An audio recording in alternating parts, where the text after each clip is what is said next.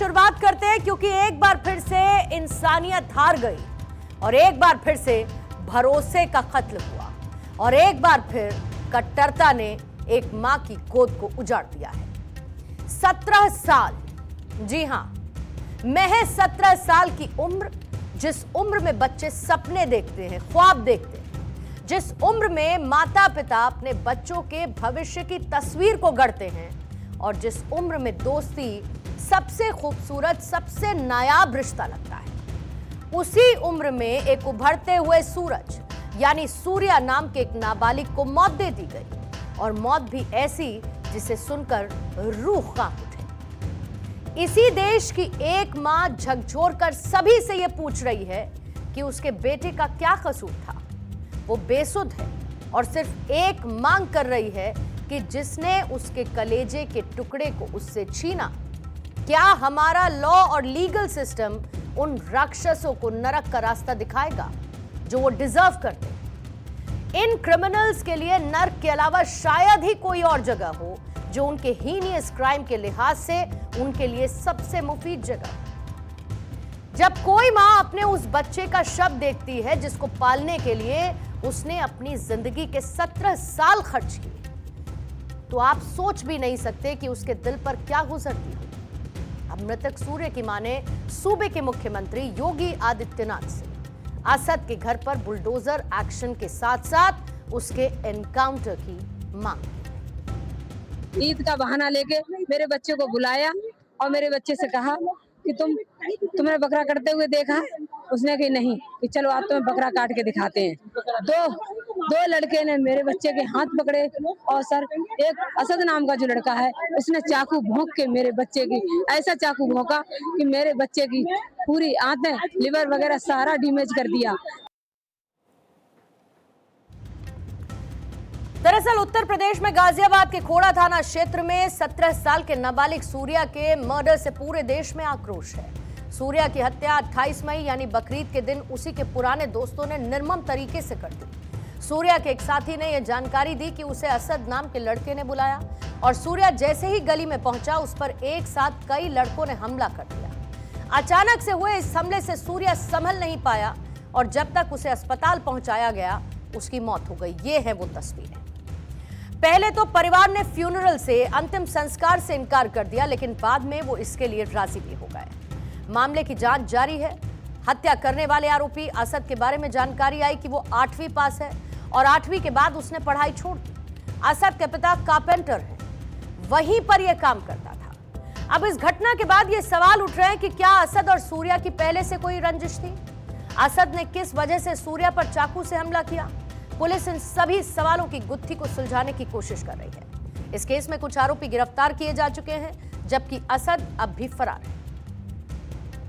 28 मई को यहाँ पर थाना खोड़ा क्षेत्र के अंतर्गत एक व्यक्ति है जिसको चाकू मार दिया गया था। तत्काल उसको फिर इलाज के लिए ले जाया गया था, जहाँ पर उसका इलाज निरंतर चल रहा था। कल उसकी इलाज के दौरान मृत्यु हुई है और उस संदर्भ में परिजनों के द्वारा जो एफआईआर पंजीकृत कराई गई है, पुलिस द्वारा तत्काल एफआईआर पंजीकृत की गई है। उसमें जो नामजद 5 आरोपी हैं उनमें से 3 आरोपियों की गिरफ्तारी की जा चुकी है।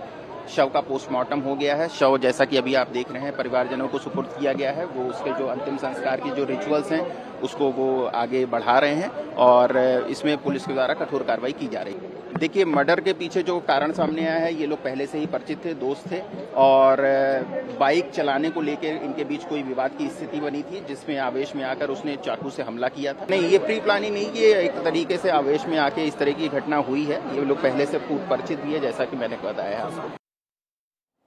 उत्तर प्रदेश के डिप्टी सीएम केशव प्रसाद मौर्य ने साफ कहा कि इस मामले में एक्शन जरूर होगा।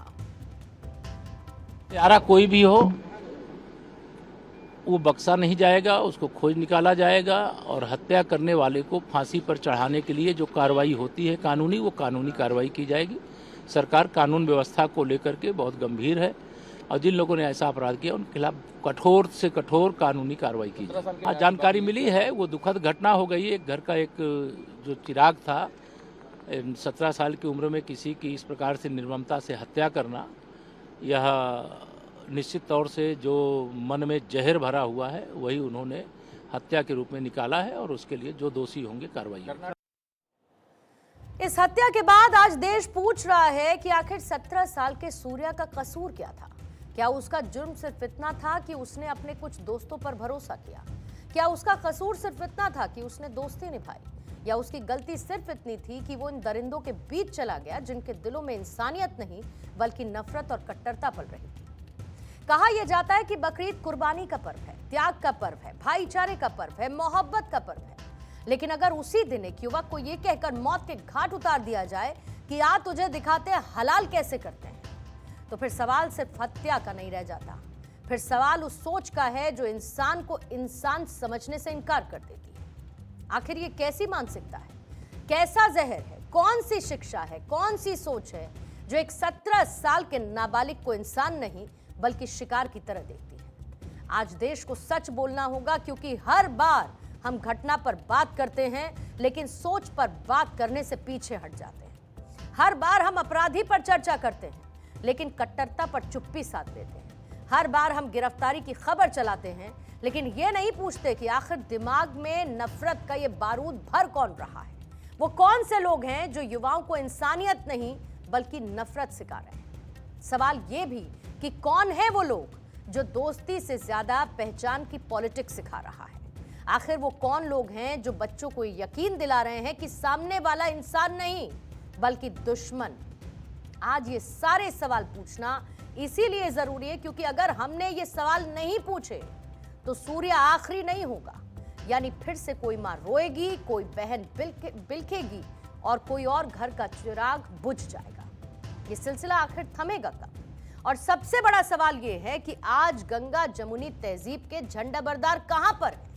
कहां हैं वो लोग जो भाईचारे की बातें करते हैं लेकिन जब जवाबदेही का मौका आता है तो पूरे सीन से गायब हो जाते हैं। लेकिन सूर्या का मामला कोई पहला मामला नहीं। ऐसे कई केसेस हमने पहले देखे जिसमें कट्टरता और निर्ममता दोनों नजर आई। जून 2022 में राजस्थान में एक ऐसा मामला दिखा जब कन्हैया लाल की निर्मम हत्या ने पूरे देश को हिलाया, जो दर्जी का काम करता था। कन्हैया की हत्या शार्प वेपन से गला रेत कर की गई। जून 2022 में महाराष्ट्र से एक ऐसा केस सामने आया जहां पर केमिस्ट उमेश कोले के घर लौटते वक्त चाकू मारकर हत्या कर दी गई।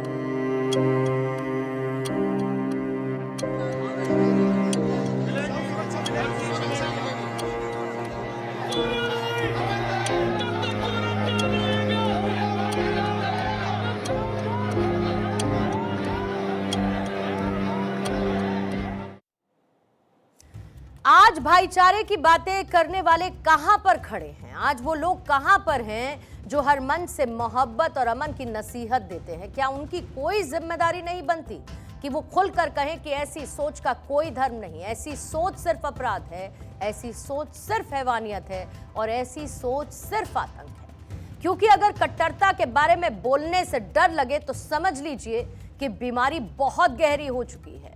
आज देश पूछ रहा है कि अगर एक 17 साल का लड़का अपने सो कॉल्ड दोस्तों के बीच महफूज नहीं तो फिर समाज किस तरफ बढ़ रहा है?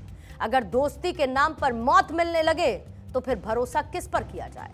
अगर किसी त्योहार के दिन किसी इंसान की कुर्बानी दे दी जाए तो फिर भाईचारे के नाम पर दी गई तमाम तकरीरें किस काम की? इस क्रूर हत्या को देखकर देश भी आज स्पीचलेस है, क्योंकि साफ है कि आज जरूरत सिर्फ अपराधियों को सजा देने की नहीं, जरूरत है उस सोच को बेनकाब करने की जो इंसानियत से नफरत करती है। जरूरत है उस मानसिकता को कुचलने की जो बच्चों के हाथों में मोहब्बत नहीं बल्कि नफरत थमा रही है। जरूरत उस खामोशी को तोड़ने की है जो हर बार ऐसे मामलों के बाद समाज पर छा जाती है। क्योंकि याद रखिए, जब अच्छे लोग चुप हो जाते हैं तब कट्टरपंथ बोलने लगते हैं, और जब कट्टरपंथ बोलने लगता है तब देश के किसी न किसी कोने में किसी सूर्या की मार होती है। आज सवाल सिर्फ सूर्या की हत्या का नहीं है, भारत की आत्मा का है, इंसानियत का है, भाईचारे का है, जिसकी बातें तो बहुत होती हैं लेकिन जिसकी परीक्षा के वक्त अक्सर लोग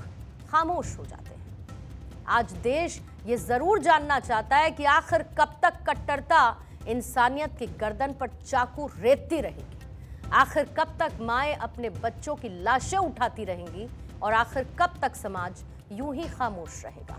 क्योंकि हकीकत यही है कि कट्टरता रातों रात पैदा नहीं होती, इसे धीरे धीरे सींचा जाता है। इस सोच को हर तरह से युवाओं के जहन में डालते हुए उनका ब्रेन वॉश कर दिया जाता है। लेकिन सवाल सिर्फ पब्लिक से नहीं है, सवाल विपक्षी पार्टियों से भी है कि जब देश में कन्हैया लाल की हत्या होती है तो विपक्ष चुप रहता है, जब उत्तर प्रदेश में सूर्या की हत्या होती है तो विपक्ष चुप्पी साध लेता है। लेकिन अखलाक की मौत पर यही पार्टियां आक्रोशित होती हैं, यही पार्टियां सवाल उठाने लगती हैं, वो आइडेंटिटी पॉलिटिक्स को बढ़ावा देने की कोशिश करती हैं। एक्सपर्ट्स का मानना है कि ऑपोजिशन पार्टियां चुनिंदा मामलों का इस्तेमाल देश में असुरक्षा के माहौल का नैरेटिव गढ़ने के लिए करती हैं, जबकि बाकी हीनियस क्राइम्स को लॉ एंड ऑर्डर का मसला बताकर नजरअंदाज करती हैं या फिर साथ साथ सेलेक्टिव सेक्युलरिज्म की तरफ चलती हैं। ऐसे में सवाल ये कि आखिर ये दोहरा रवैया, ये दोगलापन, ये डबल स्टैंडर्ड आखिर क्यों है?